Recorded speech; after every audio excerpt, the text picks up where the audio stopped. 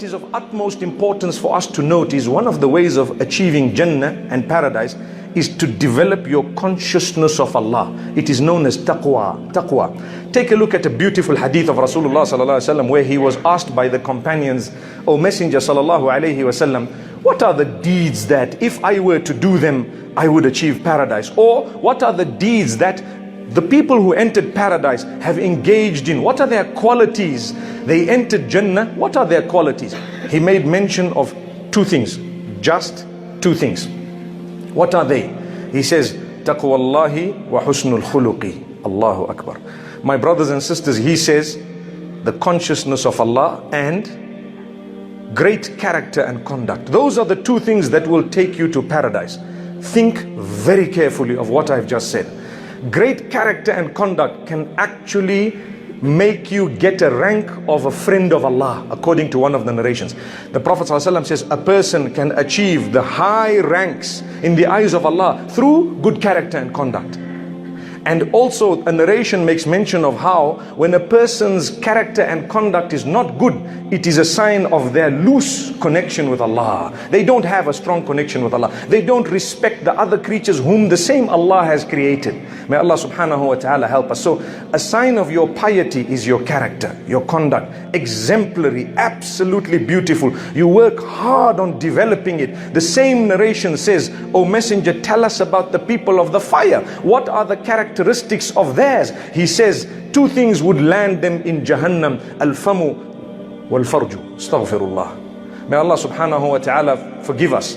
He says two things: the tongue and the private parts. And this is why in another narration he says to his companions, "Any one of you who guarantees me the correct use of that which lies between the cheeks," meaning the tongue, "and that which lies between the thighs," meaning the private parts, "I guarantee him a place in Jannah." Think of it carefully. It means it has to be a serious matter. Immorality is something that can lead you to Jahannam.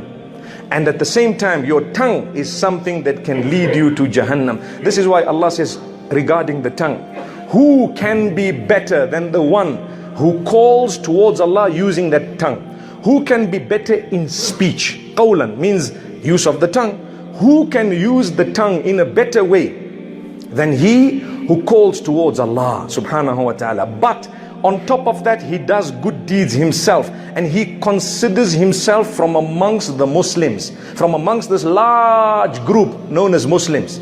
The minute you say, "I'm a Muslim," and you have used your tongue in the correct way, and at the same time you have done good deeds, you can be rest assured that before you die, the angels will come to inform you of a good place in Jannah. That's according to this beautiful verse of Surah Al-Zumar. May Allah subhanahu wa ta'ala grant us Jannatul Firdaus, where Allah subhanahu wa ta'ala clearly says that the angels will descend upon such people prior to their death, just before their death, to give them good news. Don't worry, don't panic. What's about to happen to you, don't worry. You are going to a beautiful place there.